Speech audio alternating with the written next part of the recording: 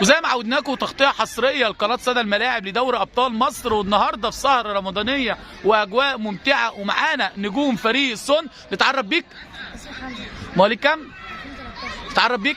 اسمي زياد شعبان مصطفى مولود 2013. نتعرف بيك؟ 2013. لو تهني الشعب المصري النهارده بمناسبه رمضان تقول له ايه؟ تقول لهم ايه للشعب المصري؟ تقول لهم كل سنه وانتم طيبين؟ النهارده لو تهني الشعب المصري كله تقول له ايه؟ اقول لكم كل سنه وانتم طيب، واتمنى ان هم يتفرجوا معانا في البطوله، والنهارده باذن الله يعني بطوله كويسه. لو تهني الشعب المصري بمناسبه رمضان كريم تقول له ايه؟ كنا عايزين نعرف النهارده انطباعك ايه عن دوري ابطال مصر، عايزين نعرف توجهات الكابتن ليك، كان بيقول لك ايه ما قبل المباراه؟ كان بيقول لنا انزلوا البطوله الرياضيه وسلموا على الكباتن قبل ما تنزلوا البطوله الرياضيه العبوا الجد. النهارده كحارس مرمى شايف الكابتن بشكل خاص توجهات ليك بان انت كقائد في الملعب بيقول لك ايه؟ بقول للكابتن يعني ما تخافش وحط الثقه في نفسك وزعل اللعيبه يعني. شايف يمكن انت من اللعيبه المميزه خلال المباراه، وشايف في توجهات مع الكابتن بشكل خاص معاك، بيقول لك ايه؟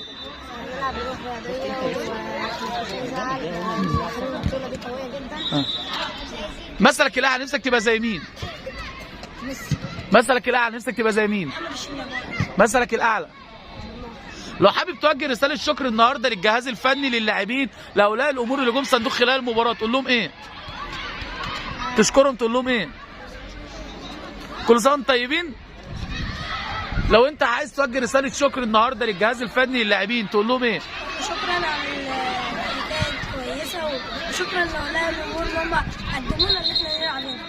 لو النهارده توجه رساله شكر للجهاز الفني للاعبين لاولياء الامور اللي بيجوا صندوقه خلال المباراه تقول لهم ايه؟ نتمنى لكم التوفيق لاعيبه فريق الصن، وانتظرونا وتغطيه خاصه لقناه صدى الملاعب لدوري ابطال مصر. بالتوفيق.